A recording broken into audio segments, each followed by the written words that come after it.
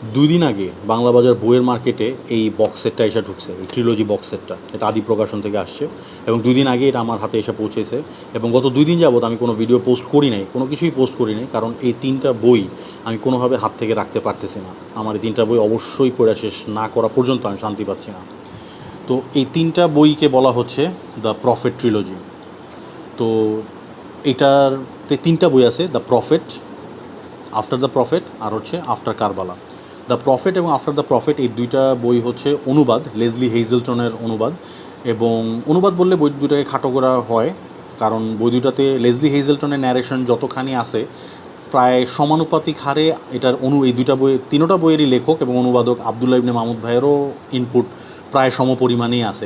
উনি বহু জায়গা থেকে অনেক কাঠখড় পোড়ায় এবং খুব ডিফিকাল্ট সোর্স থেকে ইনফরমেশন জোগাড় করে যেখানে যেখানে বসানো দরকার সেখানে বসাইছেন, যাতে করে আমরা একটা সম্যক ইসলামের ইতিহাস সম্পর্কে একটা সম্যক এবং একটা সার্বিক ধারণা পাই। এবং বইগুলো পড়ার ব্যাপারে একটা সাবধানবাণী দেওয়া আছে, সেটা হচ্ছে যে আপনি একদম নিরপেক্ষতার সঙ্গে বইটা পড়তে হবে। এখানে এমন অনেক চাঞ্চল্য, মানে ইসলামের ইতিহাস সম্পর্কে এমন অনেক চাঞ্চল্যকর তথ্য আছে যেগুলো মনকে নাড়া দিয়া ফেলতেই পারে। তো কোনোভাবে আপনার আকিদা যেন দুর্বল না হয়, ইসলামের যে 5টা স্তম্ভ এগুলো যাতে কোনোভাবে নড়বড়ে না হয়ে যায়, এই রকমভাবে একদম নিরপেক্ষভাবে শুধুমাত্র ইতিহাসকে জানার জন্য এবং ফার্দার যাতে এই ধরনের ভুল আমাদের দ্বারা না হয় সেই সাবধানতার কথা মাথায় রেখেই আপনার এই 3টা বই পড়া উচিত। প্রথম যে বইটা দ্য প্রফেট, এটা আমি অনেক আগেই পড়ছিলাম, তো এটার ব্যাপারে আর কিছু বললাম না। নবী করিম সাল্লাল্লাহু আলাইহি সাল্লামের জীবন এবং ওনার সমসাময়িক রাজনৈতিক আবহাওয়া কেমন ছিল এবং কী কী চলতেছিল সেই ব্যাকগ্রাউন্ড ইভেন্টসগুলো জানতে হলে এই বইটা অবশ্যই পড়া দরকার।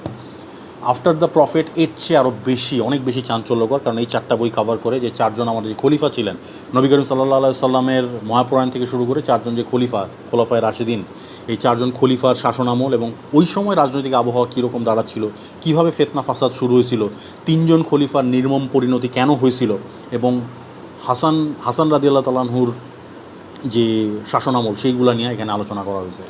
আর দেন এই বইটা টোটালি আবদুল্লাহ ইবনে মাহমুদ ভাইয়ের নিজস্ব, আফটার কারবালা। এটাকে বলা হচ্ছে এই 2টা বইয়ের স্পিরিচুয়াল সিকুয়েল।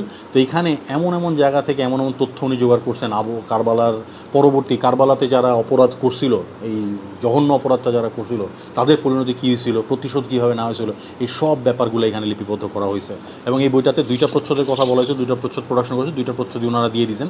আপনারা যারা বক্স সেট নিচ্ছেন তারা 2টা প্রচ্ছদই পাবেন। আমার ব্যক্তিগতভাবে আমার এই প্রচ্ছদটাই ভালো লাগছে এবং এই 3টা বইয়ের মধ্যে এই শেষ বইটা আফটার কারবালা, এটার প্রোডাকশনই সবচেয়ে চমৎকার হয়েছে, দুর্দান্ত প্রোডাকশন হয়েছে। এবং সবচেয়ে বড় কথা, 3টা বইয়ের সংকলক, অনুবাদক, লেখক আবদুল্লাহ ইবনে মাহমুদ ভাই চমৎকার কাজ করছেন।